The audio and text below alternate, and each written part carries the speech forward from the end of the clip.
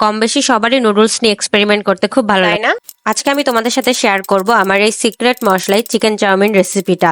So প্রথমে আমি পেঁয়াজ কুচি, কিছু রসুন কুচি চপ করে নিয়েছি এবং কিছু কাঁচামরিচ ফালি করে কেটে নিয়েছি।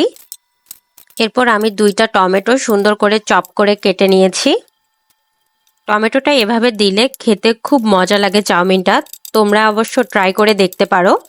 এরপর আমি হাড় ছাড়া চিকেনের পিস নিয়েছি এবং সুন্দর করে কেটে নিয়েছি। সাথে 2টা মুরগির ডিম এবং 1 চিমটি লবণ দিয়ে ডিমটাকে সুন্দর করে ফেটিয়ে নিয়েছি।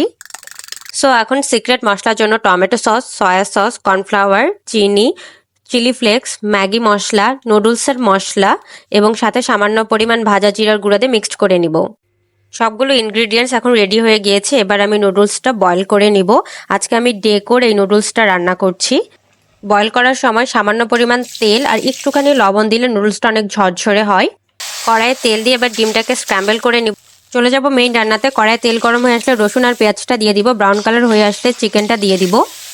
চিকেনের সুন্দর একটা কালার আসার জন্য তৈরি করে রাখা মশলাটা দিয়ে দিব। গাজর, টমেটো আর কিছু কাঁচামরিচের ফালি আর টেস্টের জন্য একটু লবণ দিয়ে দিব। এবার ডিমটা দিয়ে ভালো করে নেড়ে চেড়ে নিব। নুডলসটা দিয়ে দিব আর মশলাটা দিয়ে ভালো করে মিক্সড করে নিব সব কিছুকে একসাথে। আমার এই সিক্রেট মশলায় চাউমিনটা খুবই মজা হয় খেতে। তোমরা কিন্তু চাইলে অবশ্যই বাসায় এই রেসিপিটা ট্রাই করে আমাকে কমেন্টে জানাতে পারো তোমাদের কার কার খেতে ইচ্ছা হচ্ছে বলো তো।